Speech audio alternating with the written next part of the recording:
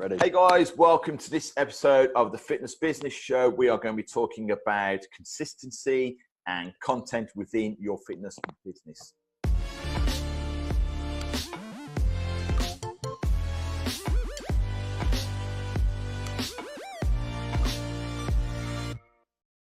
So obviously we were just talking, dude, about what we've been up to, and obviously we haven't done a show for a few weeks because we've just been like flat out, and because manic. What we need to let people know is we are both in the field, actual business owners. We are not sitting on a beach with a laptop somewhere selling dreams of £1 trillion courses. All right, Guru lifestyle, right? So we were saying about, which I found was interesting, that you've been working on content for PT Toolbox. Yes. Question, man, is there not enough content in that already? There is a load of content, but the thing is, what I'm trying to do is get everything in my brain onto PT Toolbox. So there's some stuff that definitely won't go on there because that just would not be appropriate for humans. But other than that, if you think about just our online workshop section, that suspension training, club bells, spinning, all of those courses, plus you've got anatomy, nutrition, marketing, business, all that stuff. So it's basically for the next probably like 5 years of my life will just be content writing to make it the ultimate resource for PTs. I mean, at the moment, there's probably about 100 hours of content on there. Okay. But I think the end goal is about 2,000 hours of content. So look, man, the reason I asked that question is because I don't think you can ever produce enough content. By the way, guys, that's not a small cup. He has got huge hands.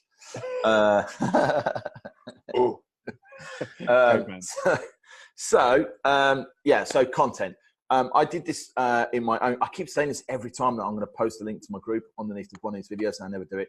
I'm really sorry because I just get distracted. We forgive you. Well, that's all right. So look, I did the same to my group this week about your content. So obviously, look, you're a business owner first. You might think that you're a personal trainer first, but you need to get out of that mindset. You're an actual 100%. Business owner first, and we've talked about this: the personal training, your product, or boot camp, or semi-pro, whatever you should do, right? But your content needs to be consistent. You need to show up frequently. So if you are so the worst thing I see is people produce like a recipe, and they do that for 3 or 4 weeks, and then they produce no more recipes. You can't do that. If you think you produce, try that again. If you think you're producing enough content, I have, I don't know, probably 6 or 7 people working on content for me, and we're still not producing enough content. So if you're a one-man band, you sure as hell ain't. It's got to be consistent, but first and foremost, your content has to be relevant. Just because you think pictures of your Tupperware box,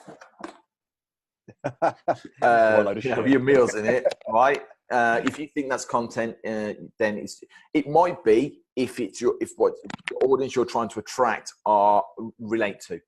Yeah. Well, I actually had this conversation this morning. So I went to meet a guy just to have a catch up on a coffee. He's like a local business owner. Yeah. And he's just started social media for like a meal prep company. Okay. And the kind of top tips that I gave him was that the content needs to be relatable to your audience, but also if you have some sort of honesty and vulnerability there, and you use your own tone of voice and you show honesty to your audience, people are going to relate to that so much more than hi, man, trying to be someone you're not, or trying to present something that you're not. Like I tried that years ago and it fucked me royally. It's never a good idea to pretend to be somebody else. 100%. Like at the end of the day, we can all talk about the psychology of the faces that we wear every day, that, you wear a different face and all that kind of stuff, right? But ultimately, your sound of your business needs to echo your brand. Now, the problem is that people don't understand. Okay, people don't understand brand. They don't tend to understand what actual content is. If that's you right now, then go look that shit up. Yeah, definitely. YouTube's a great fucking do you know it's the second biggest search engine, YouTube? I'm surprised it's not number 1 yet, to be honest. It wouldn't surprise me if it's being told that it's second, and actually it's number 1 because obviously. But you know what? It is a monster, and there are some. You'll learn which people are good to follow and which ones aren't good to follow. But just Google go onto YouTube, just put in content creation for business in 2019, and there'll be some cool dude out there who's create a fucking great video that'll show you how to do that.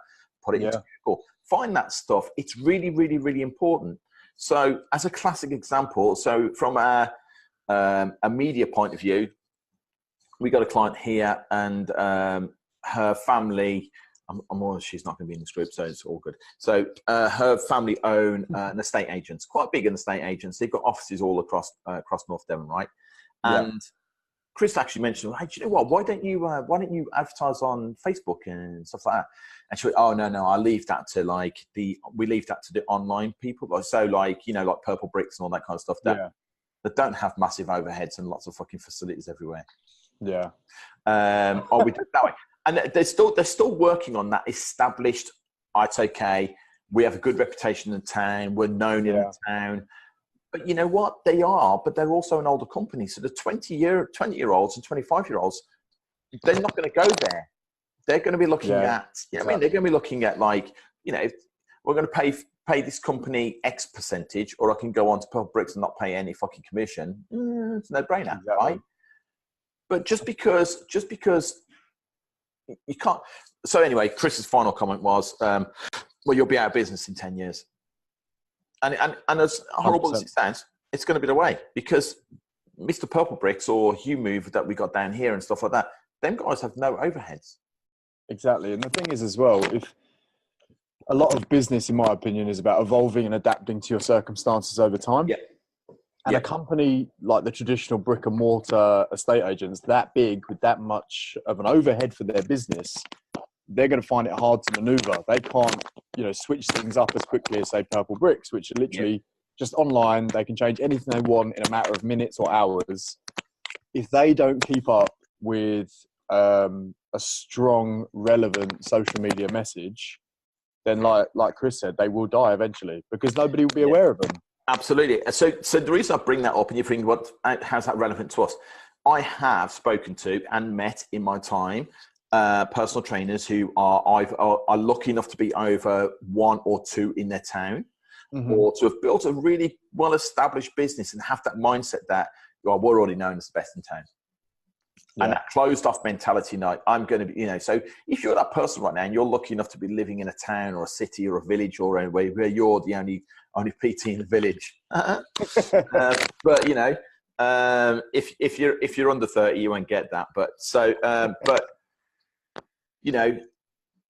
it's a stupid mentality to be in. You've got to be everywhere. Don't ever let up. And this is the same with your content. You can't let up on your content. So it's relevance. So how does your audience respond? How do you like to produce your content? So video is obviously very strong. Video works well on YouTube from a long form point of view. It works well on Facebook, but it's got to be very short, sharp, to the point. Because the best way it was described to me was like Facebook video is like having TV screens on the motorway. Yeah. Because remember, you've got to remember that Facebook is interruptive marketing. So the reason, like if you put up a 33% off, buy one, get one free, some kind of thing like that, what you're trying to do is it's not necessarily the offer, you're trying to stop somebody doing that. Exactly. And capturing them.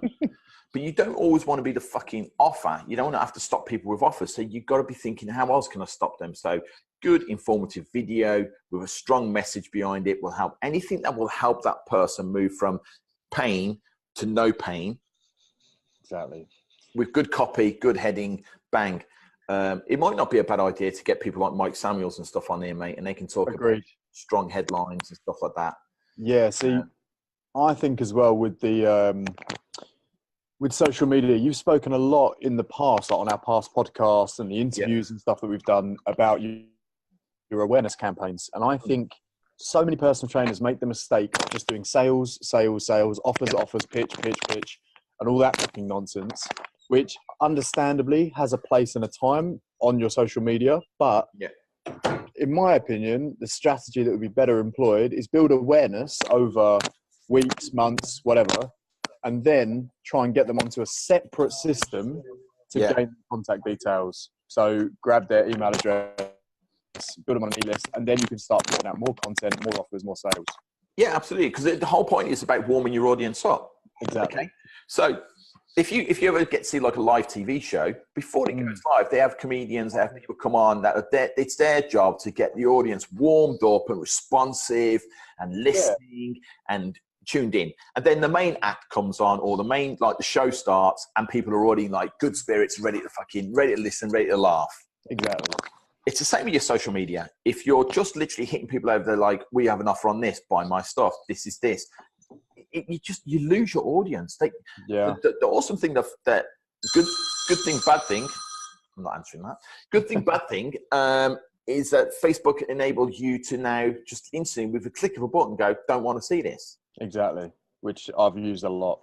Of course, I've used it, but also if you're using it, your fucking audience is using it. 100%. So if you're unfortunate enough to, like us, to have 9,100 million fucking PTs in your town, all basically shouting the same shit, buy my cheap product, I have 10% off, buy one get one free, PT's only £5, then people are going to switch off, right? The other thing is, what we don't do. The other thing is, like, the social media kind of content going out, in my opinion, as I said, this is a firm belief of yours, I believe as well, is that you should use social media content to establish authority and then build that know, like, trust. Yes. And like you say, you just warm them up. It's very simple. You just use content that you resonate with and you think very deeply about your target audience. That's it. Yeah. You've got to know how your audience responds. 100%. So if you are strictly a strength and conditioning facility and you only work with strength and conditioning athletes or people who are into that kind of thing, and you're not necessarily in the weight loss market or the general fitness market or the bodybuilding market, and it's just strictly, so your content then, and the audience, the person you're trying to attract are people who are turned on by strength and conditioning. That's what they're interested in. Yeah. Your content should be about, and it doesn't, and you can convert people over, obviously, but your content should be telling people about why work with you as a strength conditioning athlete or PT over working with General Bob up the road who does a little bit of everything. Exactly. Okay? I mean, and your content represents that. That comes down to, again, just knowing your niche, knowing their problem, knowing their pain, and then giving value and giving content that solves that problem to some extent. Absolutely. So for me, we do it all, right? And people might go, oh yeah, but you can't do it all. Yeah, I can, because I've got coaches that are specific with them to kind of targets. Exactly. Because like Tesco's, you go into Tesco's, they don't just sell fucking bread. They sell milk, they sell furniture, they sell holidays, they sell fucking banking, insurance, because they're a business, right? Yeah. But I get the niche thing. I do kind of understand it, but I'm like, why have one slice of the cake when I can have a couple of slices of the cake? Yeah, true. So I just bring in the coaches that will support that service that we offer. That's exactly it. But that's the thing, is it's like Tesco selling holidays, insurance, banking. Yeah. It's like you having a coach for holidays, insurance, banking. You are niche in a larger business model. So that makes sense. Yeah. Yeah, of course. Yeah, absolutely. So what we're trying to get at, guys, is that you've got to be consistent with whatever it is you produce. You've got to be consistent. So if you go, oh great, I've come up with a good content idea, cool. And it will take time, and you will have to put some money behind it. You will have to let your audience know. There is a little bit of a change in the game at the moment, where because of I'm using Facebook as an example, because obviously this is where you're watching this right now. Facebook's making it a little bit more difficult to get your ads passed, depending on what fucking text and copy and stuff you put in it. And it seems to be a bit of a lottery. Sometimes it'll just go through and you think, I don't know how, because they just turned down 4 ads that had the same words in it. Yeah. So there's a bit of drive now showing that how you can get more organic reach, which is great. But again, to get organic reach, you need to be creating content that gets engagement. So you produce a piece of organic content on your page, somebody really likes it so much so that they share it. Once they share it, other people that aren't necessarily connected with your page get to see it. So it's producing content that gets shared, that gets viewed, that gets interaction. Then Facebook go, oh, somebody must really like that because it's been shared 12 times without any money behind it. Exactly. That's where the power of producing good content. I might be wrong, but that's, from my understanding, that's going to get you a bit more value. Then there's the paid route. And you're going to pay people to view your stuff. So going back to your kind of saying about consistency. Yeah. One of the biggest things that I've noticed in my business is when I block out time to do, for example, I say, right, I'm going to write 4 Facebook posts to go out every Monday, and I'm going to write 4 Facebook posts to go out every Tuesday. Yeah. I will spend one whole day doing that on a Sunday, first Sunday of the month, for example. And then all I do is auto schedule them. But then the engagement is that much higher because the consistency is making people think, oh, okay, there's going to be another one. They build anticipation and they want to see the next post. Same with my email marketing, same with everything. Yeah. And then as soon as I stop that, the engagement drops off the earth because people won't look for the next one because there's no schedule. And you can even use that in your social media posts to say, look out for my next recipe on Monday. Yeah. And then people will actively look for it, and that will boost your engagement with shares and likes and comments. If your audience are into recipes. Exactly, good sir. But absolutely, but you're absolutely right. Don't create something and then let it drop off. I know it becomes, at the end of the day, the marketing game is kind of changing. It's not as simple as create a flyer, post it through the door, or post a Facebook ad and hope. People have been. The cool thing about social media is it gives you access to people that wouldn't ordinarily have access to you, right? Yeah. Which is awesome. But the negative side of it is your audience have seen not just you, but seen every fucking thing else. So PTs, fucking cars, fucking socks, scarves, whatever it is. Their timeline is literally bombarded with fucking ads for something they showed any. Because obviously, the way the bots work is that they pick up on the fact of what you've looked at. So you go and look at something on Google, and then suddenly you're thumbing through, and that ad comes up on the side of your, on the side of your Facebook page. It's recognizing that. So imagine if you're just a regular Joe at home, and then literally all they want to do is find out how their sister got on today. Because obviously they don't fucking call each other anymore. But you go on you go on Facebook to find out what people are up to, and then you got ad after ad after ad after ad. It's turning people off. Sadly, exactly. This is the thing. Say again, sorry? I said, mate, I think sadly Facebook will be its own undoing. I think it'll be Facebook that brings Facebook down. Probably, because that's kind of actually related to my next point, which is the whole point of Facebook marketing is disruptive marketing. That's right. But now we're getting to a point where it's so saturated, where people are seeing adverts so much that you now need to disrupt the disruption. Yes. And that's why your copy, your images, your targeting need to be disruptive more so now than ever. Like I'm seeing that with our ads have to be completely just fucking plain in your face. Are you a personal trainer? Fucking read this. Or are you a personal trainer? Watch this video. And that's working really well for us. We're getting loads of engagement in our ads. Yeah. We're getting leads for 50p a click.